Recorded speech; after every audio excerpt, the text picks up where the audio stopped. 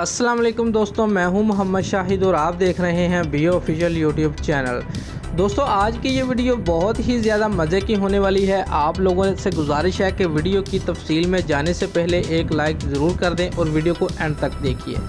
दोस्तों, जैसा कि आप सब लोग जानते हैं कि दुनिया में बहुत सी क्रिकेट लीग खेली जाती है, लेकिन IPL और PSL का अपना ही एक नाम है।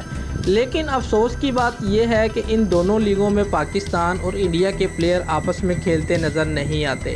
इंडिया ने क्रिकेट में भी खूब सियासत को भर दिया है। वो नहीं चाहते कि इन दोनों मुल्कों का प्यार आपस में बढ़े। लेकिन सबसे अहम बात यह है कि बॉलीवुड के स्टार और कोलकाता नाइट राइडर के मालिक शाहरुख खान ने अब खामोशी तोड़ दी है। दोस्तों, इंडियन चैनल CNN को इंटरव्यू देते हुए उनका कहना था कि पाकिस्तान के खिलाड़ियों को भी IPL में होना चाहिए ताकि IPL का नाम और ज़्यादा बढ़े। दोस्तों, शाहरुख खान पहले भी एक दफ़ा ये बात कह चुके हैं और उनको खूब तनकीद का सामना भी करना पड़ा है।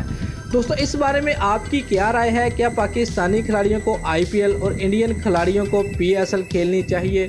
कमेंट में अपनी राय का इजहार लाजमी करें। शुक्रिया।